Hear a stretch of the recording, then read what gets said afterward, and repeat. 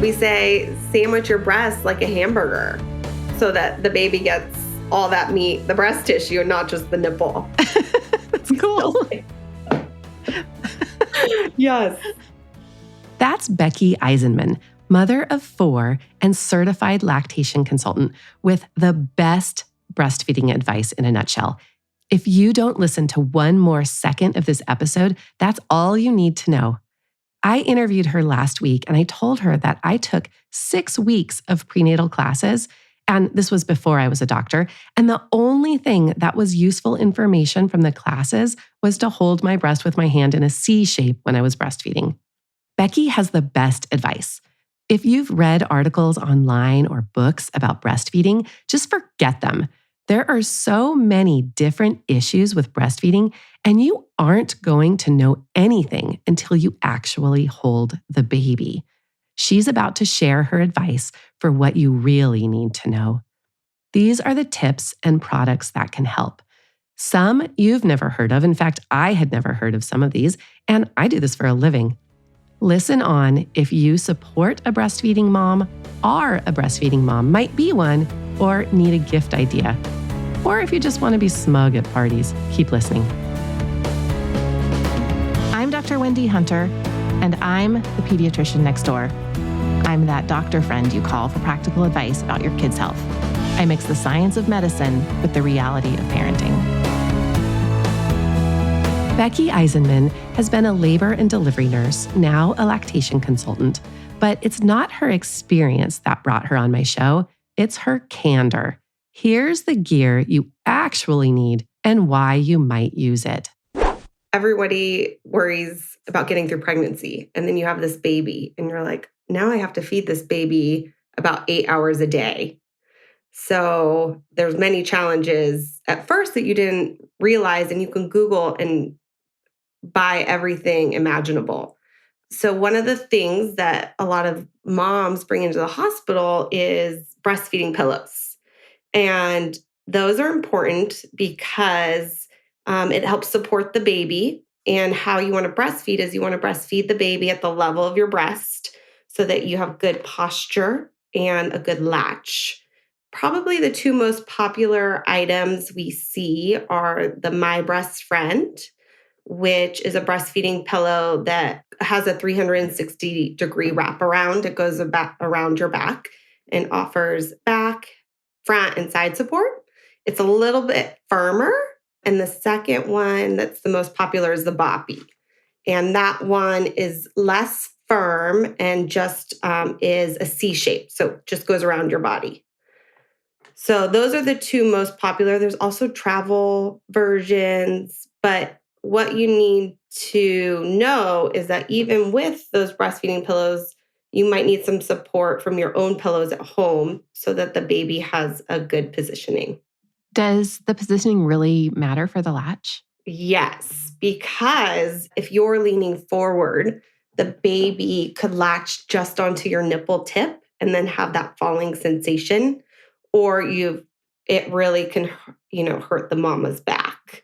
So with the level being at the level of the breast and being higher up, the baby can maintain not just the nipple, but get onto that more of that breast tissue. Do you find there's a difference between the My Breast Friend and the Boppy in terms of being able to like side hold or football hold the baby for feeding? No, because both of them you can alternate to the side. Mm-hmm. So you could kind of curve it. It's really just personal preference. A lot of moms can try out both, or, if you're able to buy both, or if you have multiple rooms in your house and want to leave one up. I ended up as a mom just borrowing and trying both brands, and as a lactation consultant, we see many versions in the hospital. Okay, so breastfeeding pillow must have. Yes, breastfeeding pillow. So the first week or 2, I think some moms don't know your nipples can get really sore from breastfeeding. So nipple care options. This is a big question in the hospital. So nipple creams. There's many out there.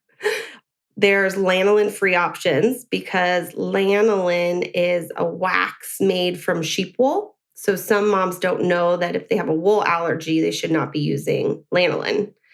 2 of popular items are Mother's Love and Earth Mama, and those have beeswax, olive oil, shea butter. So those are more soothing to your nipples. And you can also use organic coconut oil, and that's a natural treatment for healing your nipples. Mm-hmm.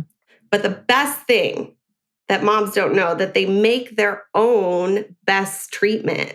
So you can express your colostrum, your breast milk, onto your nipple, let that dry because that has the antibodies to heal, and then you can use the nipple creams for soothing.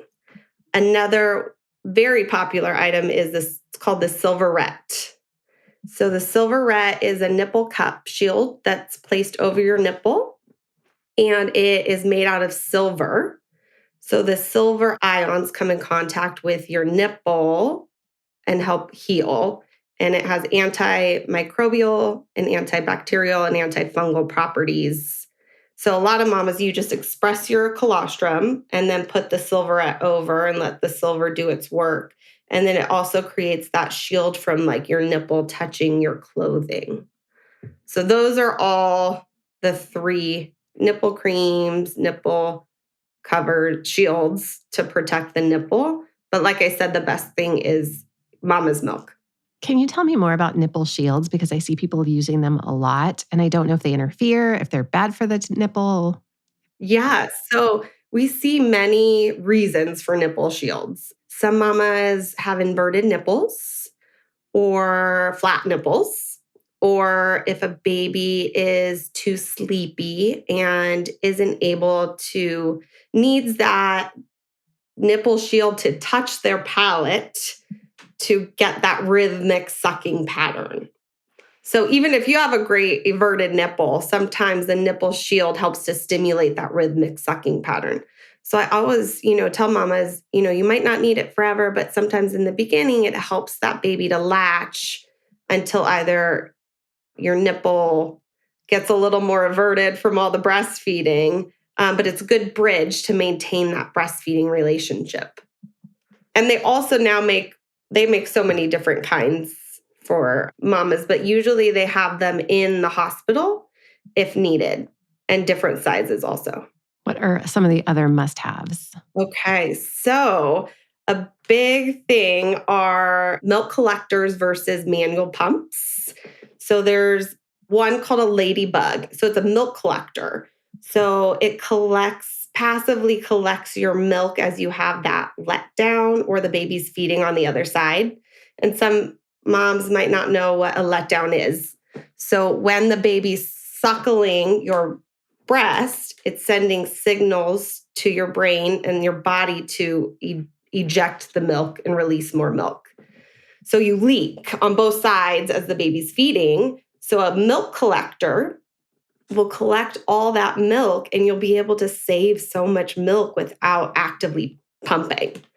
So I highly recommend that. And then another option, it's a popular one, is called the Haka, and it's an active pump. So that's actually a manual pump. So it suctions to your breast as the baby's feeding, and it helps to eject and express more milk from your breast. And again, you save so much, but you want to be careful because some mamas can get an oversupply from that constant suction.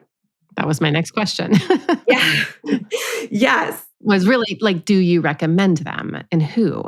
I think they're great. I was able to save so much milk without using an electric pump. So that I loved, and the ease, I could be out of the house and be able to have that and save milk. The ease of it is great. And that's what we all need. Shortcuts to make feeding our babies breast milk easy and efficient. Here, you thought you just needed your chest and your baby. And for some parents, that's true, but a good pillow also helps. Becky's got more pearls of wisdom, and that's coming up next.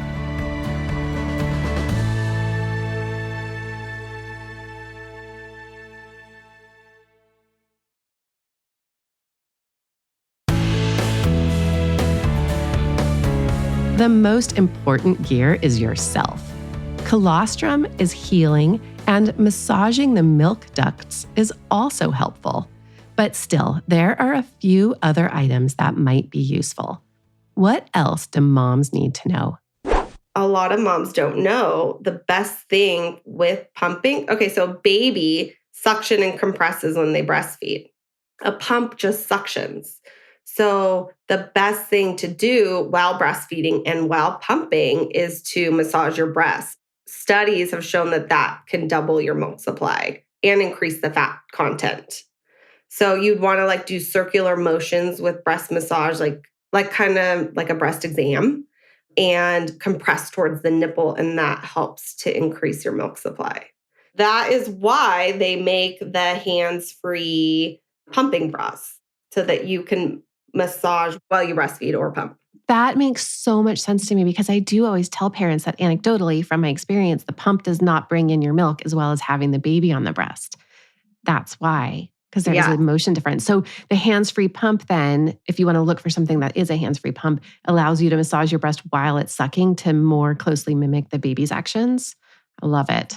Exactly. So that you're not holding the pump, but you're also being able to massage. And then they make the pumping bras that are breastfeeding and pumping. So you can just now have it all in one. Oh, do you have favorite bras? Or even bras that you would buy before the baby's born because you know you're going to need them after? Yeah, I always, you might not even ever pump in the hospital, but I always say it doesn't harm to throw one in there because sometimes we're like making contraptions with the belly band monitors of like tying the pump to the mom's boobs so that she can have her hands free and eat. And okay, so throw a breast pump bra into your bag for the hospital. yes. Okay. That is a good, I always say you can't go wrong. Mm-hmm. And a breastfeeding pillow, even though they're massive. Is it different, a breastfeeding bra from a breast pump bra? Yes. So breastfeeding bra or a tank just unsnaps and pulls down. The tank can also, or the pumping bra, if I'm not confusing everybody, has little hole inserts for the flanges so that you can pump or breastfeed. Okay. Does that make sense? Yeah, that makes perfect sense. So people might not know exactly what a flange is. No, I can't even spell it. So please explain. The flange is the part that it touches your breast and goes over your nipple. So that you would insert into the bra and then you attach the pump to that. So that is important. A lot of moms don't know that you should get sized for your flange with a lactation consultant or before you have the baby because it will just save you a lot of stress. I didn't know that either. That is a really good tip. Get sized for your breast pump flange. Yes. Okay. Love it. So the flange, if you have the wrong size, it could cause nipple trauma or it might not extract the milk efficiently. We get a lot of, questions about flange sizing. So even if you brought your pump into the hospital, depending on the hospital or the lactation consultant, they can troubleshoot with you. Any tips for preventing nipple damage in the first week or two? The best thing is the proper latch. Mm-hmm. Okay. Like I said, you want the baby, the level of your breast. You want a big angle of the mouth, the baby's mouth, so about 120 degrees. Open. Shallow latches, they're just mainly on the nipple. You want flanged lips, like big fish lips. So nipple soreness is common. We just want to try to prevent the trauma. Yes. Do you recommend breastfeeding classes before the baby's born? Yes. I think those are very helpful. And each hospital usually offers one that you can sign up for. It's the only, I had done it before my first. The only difference is you're practicing with a doll. Oh, yeah. Right. Versus a live baby. So when there's a live baby on your nipple, it's a little bit different. Mm-hmm. It's always helpful to get as many tips as you can, but you just don't want to stress or overwhelm yourself because you want to enjoy that bonding experience with your baby. A lot of parents want to increase their milk supply. Besides pumping or putting the baby to the breast, they ask about teas and supplements. Do you have any recommendations there? That I'm not the best Okay, good. knowledgeable. That works for me because I think a lot of it's just garbage and is just trying to sell you something. Yes. I mean, I have so many people that are like, I take the tea, which is so, in my opinion, I think it just doesn't taste great. You could do supplements. I always tell the mom what comes down to it is you want to have that 500 extra calories a day. You want to have proteins, always like oatmeal and flaxseed oil are still recommended. Oh, why is that? Because it's shown that it could increase your milk supply. So I always say it doesn't hurt. When do you usually see a mom's milk come in, or is there just a huge range? So usually it is from 3 to 5 days from birth is the average. Oh, that's so long. Yes. But your colostrum is so, highly concentrated in fats that what you have, the baby's belly is so small, it's sustainable and every day your milk increases a little more.